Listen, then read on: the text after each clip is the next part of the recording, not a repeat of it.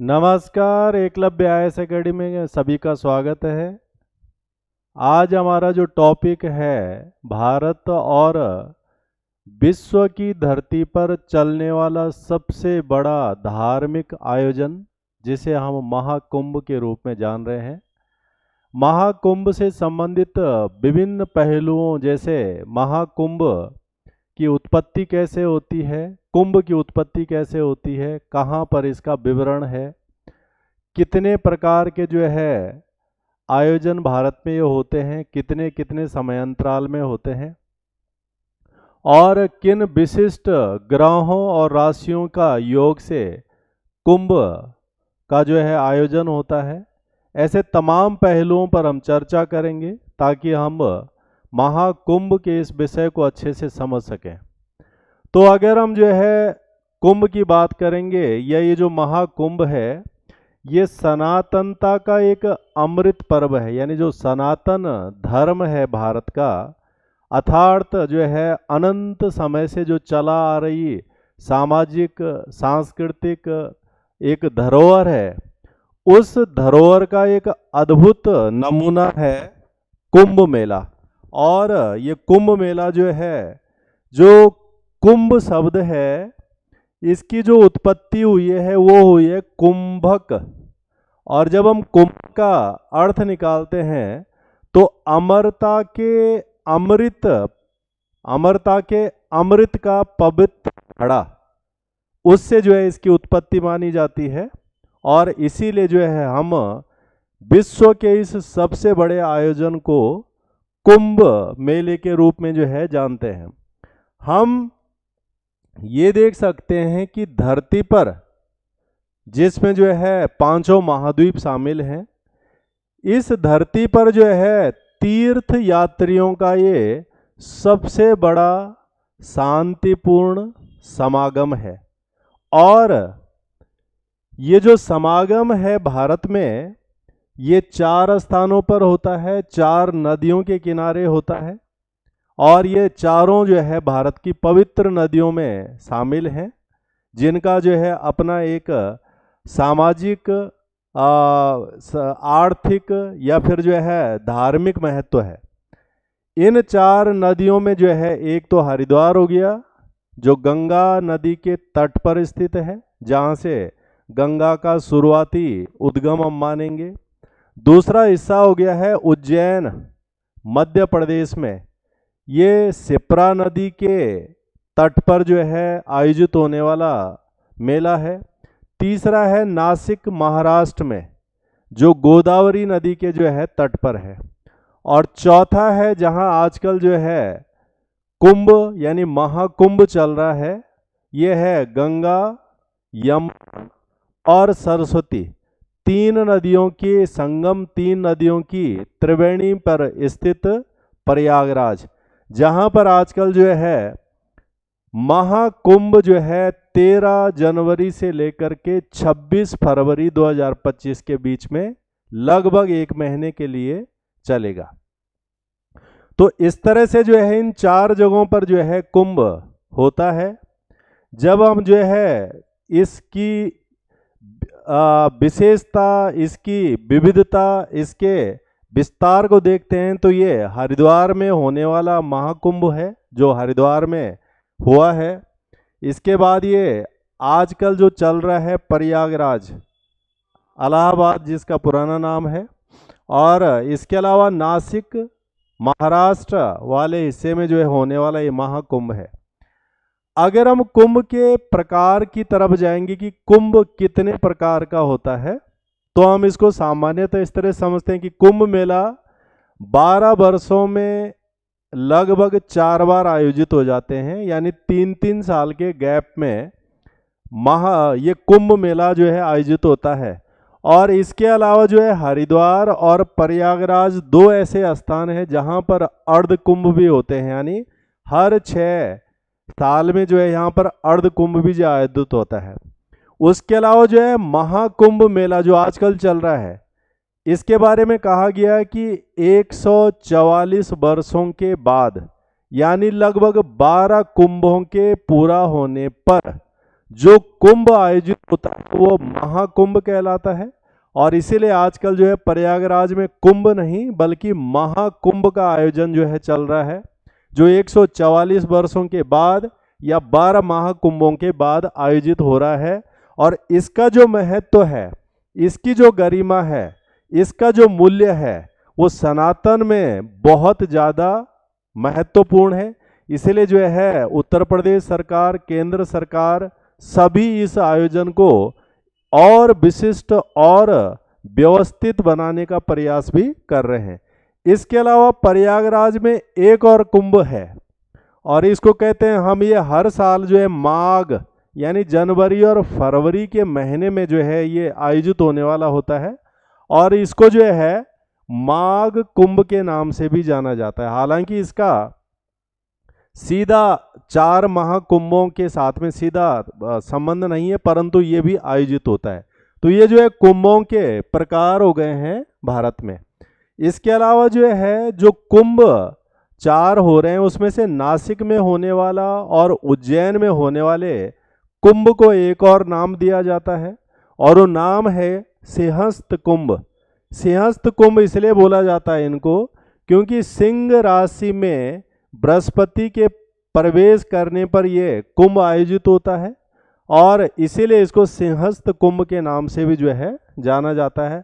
हालांकि जो कुंभों का आयोजन होता है वो जो है सूर्य, चंद्रमा और बृहस्पति ग्रहों का जो तालमेल है वो राशियों के साथ में, मकर राशि हो गई है, इनके कुंभ राशि हो गई, इनके साथ में संयोजन से जो है कुंभ मेलों का आयोजन होता है।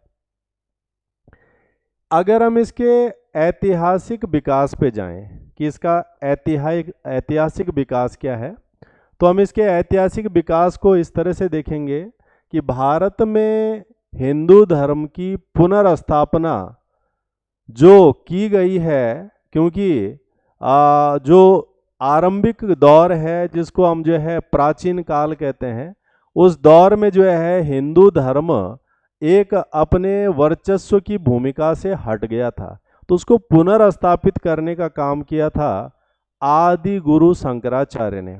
तो आदि गुरु शंकराचार्य द्वारा रचित महाकुंभ मेले की जो उत्पत्ति का उल्लेख है वो बताया गया कि पुराणों में जो है इसके बारे में जो है जानकारी है। जब धर्माचार्य इस पर चर्चा करते हैं तो वो बताते हैं कि पुराणों में इसकी जानकारी है कुंभ मेले की, और इस पुराणों में जो उल्लेख है वो ये बताया जाता है कि जब जो है समुद्र मंथन के बाद जो है अमृत की उत्पत्ति होती है, तो उस अमृत को पाने के लिए जो है देवताओं में और असुरों में युद्ध होता है, संघर्ष होता है, और फिर उस अमृत को एक कुंभ यानी घड़े में जो है अलग अलग जगहों पर जो है रखा जाता है उस संघर्ष के दौरान, जहाँ पर जो है अमृत की कुछ बूंदें गिरी, और ये ऐसे 4 स्थान बताए जाते हैं।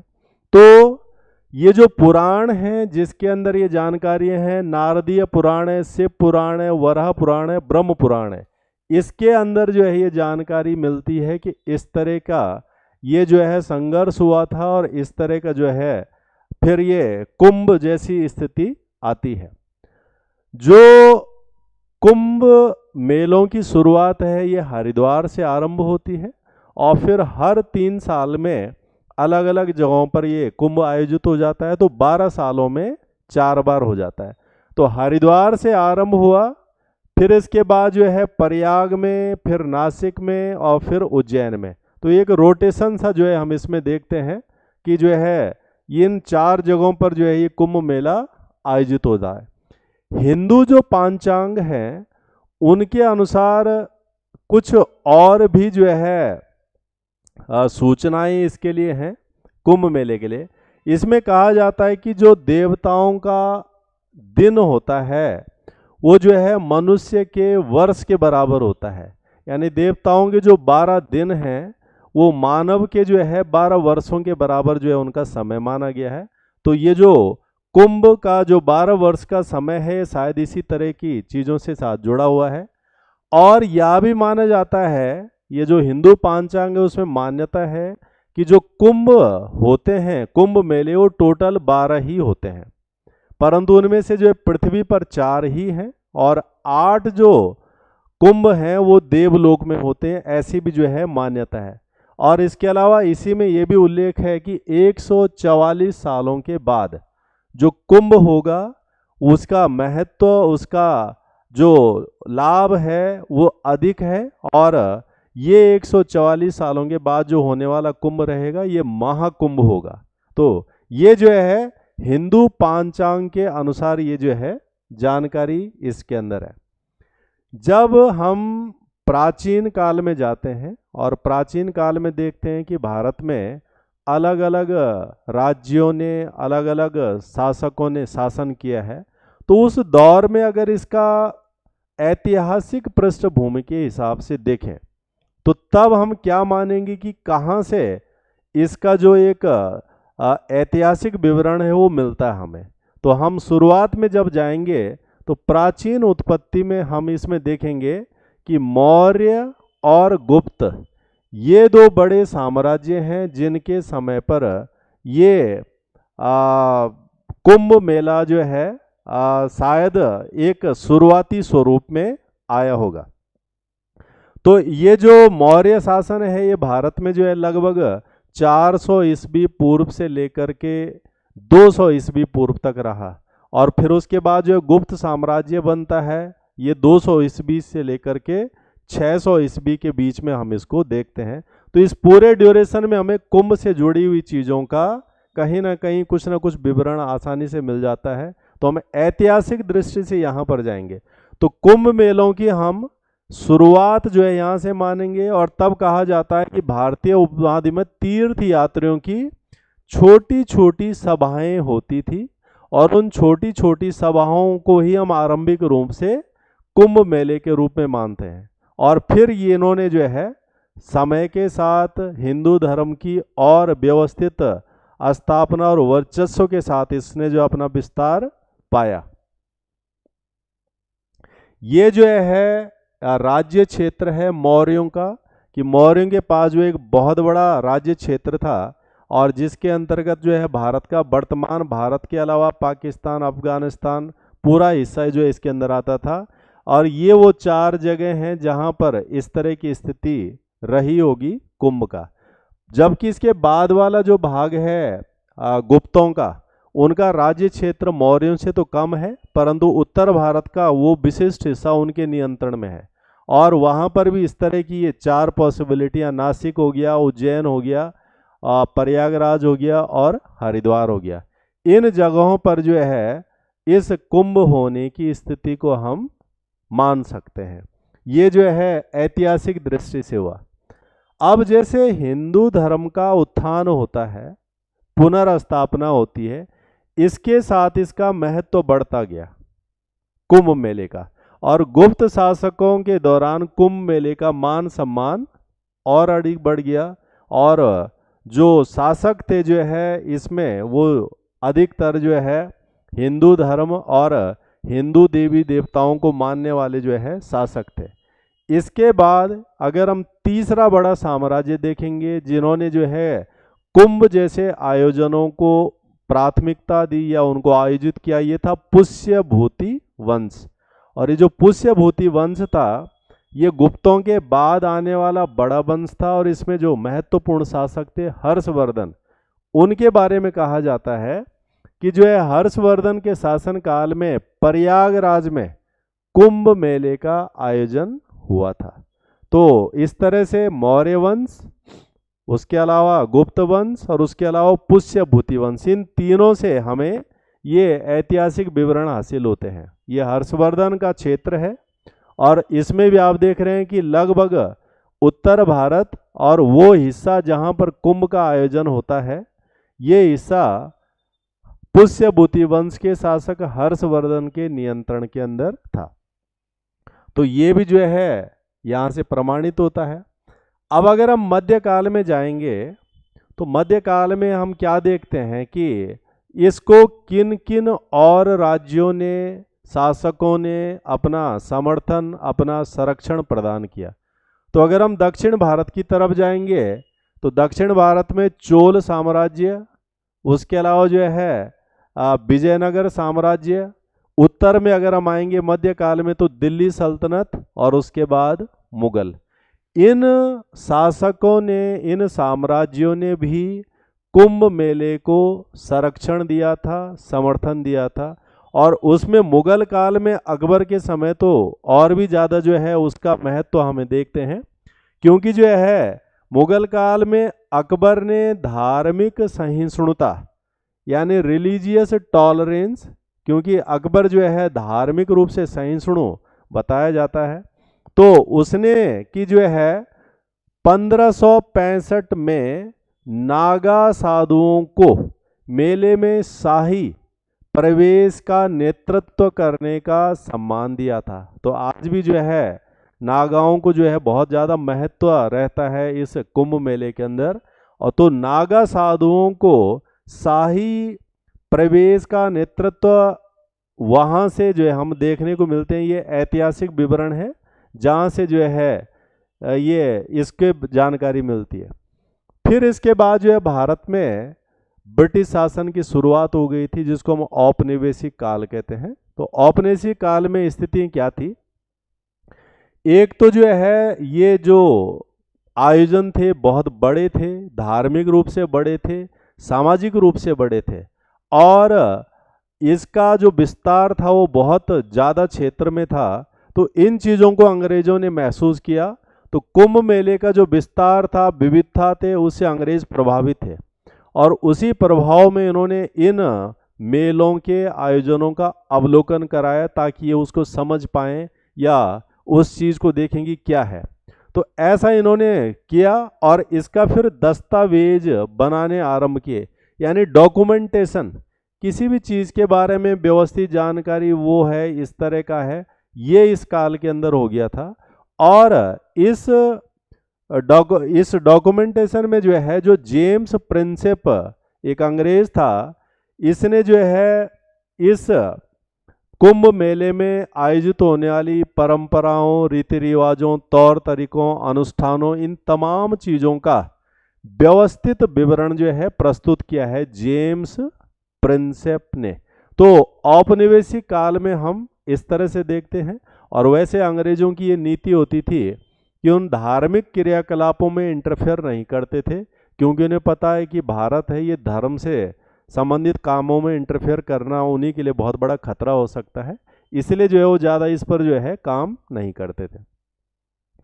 इंडिपेंडेंस के बाद, स्वतंत्रता के बाद, इन मेलों ने एक राष्ट्रीय पहचान स्थापित कर दी, राष्ट्रीय एकता को सुनिश्चित किया, सौहार्दपूर्ण चीज़ों को, संबंधों को स्थापित करने में इन्होंने महत्वपूर्ण भूमिका निभाई।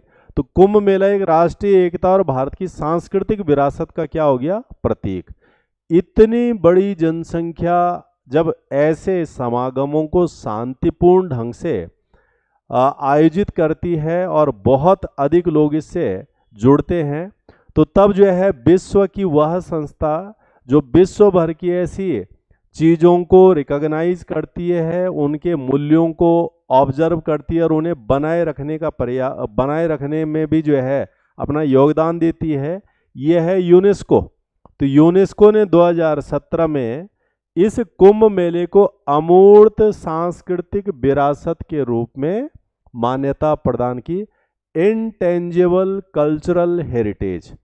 तो सांस्कृतिक विरासत है ये, और इसीलिए हमारी सरकारें इस विरासत को और आगे बढ़ाना चाहती हैं, इस समागम के लाभ को और फैलाना चाहती हैं, और भारत ऐसे आयोजनों को करने वाला विश्व में एकमात्र देश है। ये हमारा जो है एक गर्व का विषय है कि भारत ऐसे आयोजन कर सकता है।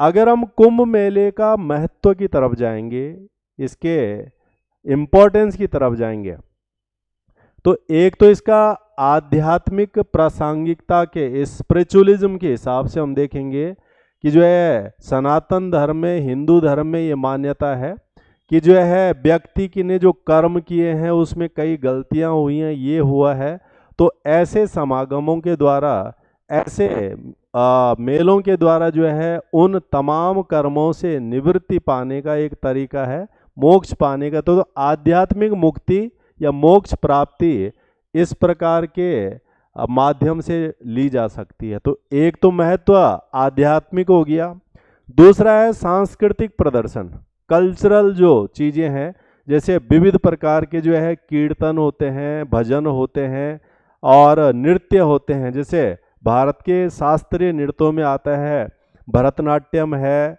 कथकली है, ऐसे। तो यहाँ पर जो है कीर्तन हो गया, भजन हो गया, कथक हो गया, भरतनाट्यम हो गया, कुचिपुड़ी हो गया, ऐसे शास्त्रीय नृत्यों और भजनों और कीर्तनों का भी समागम हम देखते हैं, जो भारत की एक बहुत बड़ी धरोहर है। इसके अलावा ज्योतिषीय समय का महत्व क्या है इसमें? तो सूर्य, चंद्रमा, बृहस्पति, इन 3 ग्रहों के जब राशियों के साथ जो है तालमेल होता है, तभी इन आयोजनों का निर्धारण होता है। और इसमें सिंहस्थ कुंभ जो है वो हमने पीछे आपको समझा है। अब जो कुंभ मेले का आयोजन होता है और उसका जो स्थान निर्धारित होता है, उसके लिए एक ज्योतिषीय प्रक्रिया है। और वो ज्योतिषीय प्रक्रिया क्या है कि एक तो इसमें सूर्य, चंद्रमा और बृहस्पति तीनों की महत्वपूर्ण भूमिका होती है। तो जो 4 जगहों पर आयोजन होते हैं कुंभ के, इसमें 4 स्थितियां बनती हैं। पहली स्थिति क्या है कि जब सूर्य और चंद्रमा मकर राशि में है, सूर्य और चंद्रमा मकर राशि में होते हैं और बृहस्पति वृषभ राशि में होता है, तो तब जो कुंभ होता है वो प्रयागराज यानी जहां आजकल चल रहा है, तो इसके लिए ये वाली स्थिति ज्योतिषीय स्वरूप की होती है। दूसरा है जब सूर्य मेष राशि और बृहस्पति कुंभ राशि में होता है, तब जो है कुंभ मेले का आयोजन होता है उत्तराखंड के हरिद्वार में। और तीसरी स्थिति क्या है? सूर्य सिंह राशि और बृहस्पति ग्रह भी सिंह राशि में होते हैं, तो तब जो है कुंभ मेला होता है मध्य प्रदेश के उज्जैन में।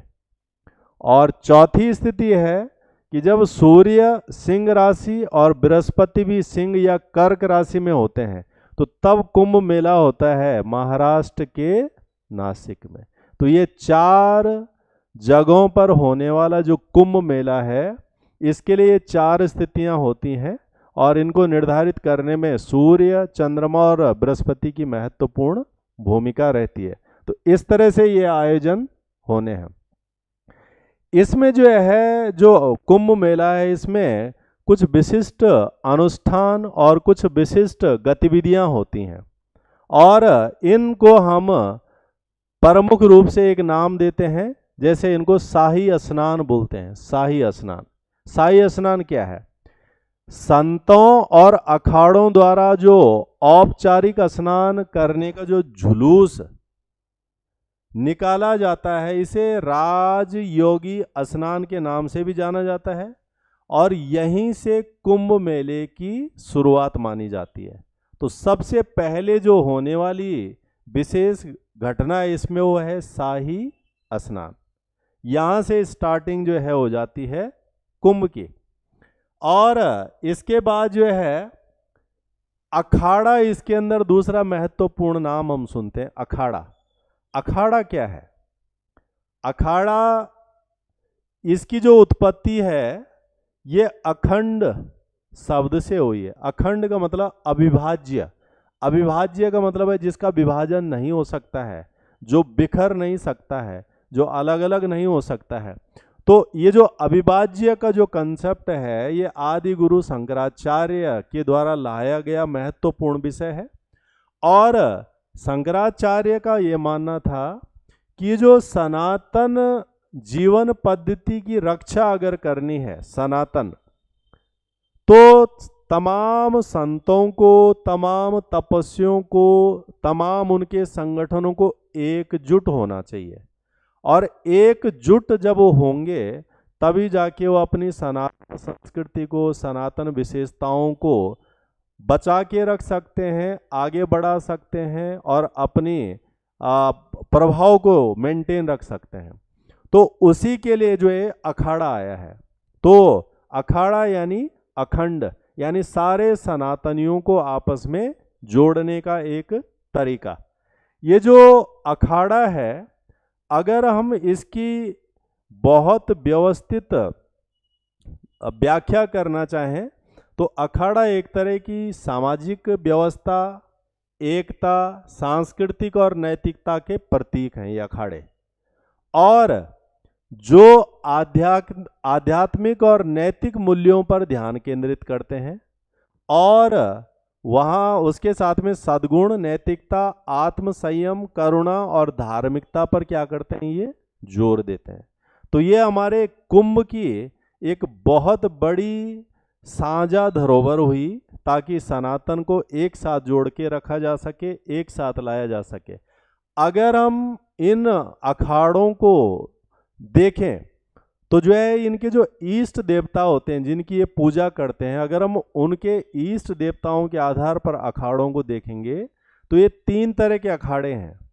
तो 3 तरह के अखाड़े, पहला अखाड़ा है शैव अखाड़ा। ये भगवान शिव की विभिन्न रूपों में पूजा करते हैं, जो शैव अखाड़े वाले होते हैं। दूसरे होते हैं इसमें वैष्णव अखाड़े, ये भगवान विष्णु की विभिन्न रूपों में पूजा करते हैं। और तीसरा है उदासीन अखाड़ा। उदासीन अखाड़ा कौन है? सिखों के प्रथम गुरु श्री गुरु नानक देव के पुत्र चंद्र देव, इन्होंने इसकी स्थापना की थी।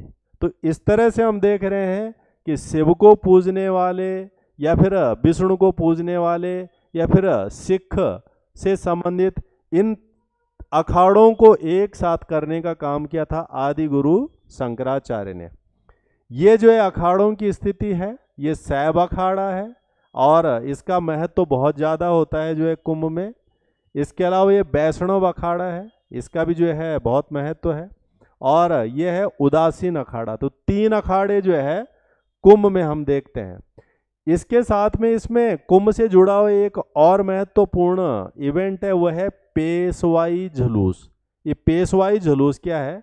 ये जो विभिन्न अखाड़ों के लोग हैं, इनकी जो परंपराएं हैं, तौर तरीके हैं, संस्कृति है, उनका एक भव्य नज़ारा देखने को मिलता हमें पेशवाई जुलूस।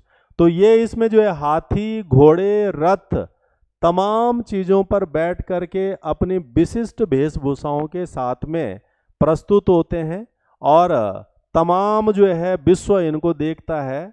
तो इसको कहते हैं पेशवाई जुलूस। ये इस तरह से जो है चलता है और ये एक विविधता को भी प्रदर्शित करता है कि किस तरह की विविधता भारत जैसे देश के अंदर है। महाकुंभ 2025 जो प्रयागराज में हो रहा है और ये 13 जनवरी से लेके 26 फरवरी के बीच में है। इस कुंभ को जैसे हम बात कर रहे थे कि ये महाकुंभ है, 144 वर्षों के बाद आयोजित हो रहा है, 12 कुंभों के पूरा होने के बाद।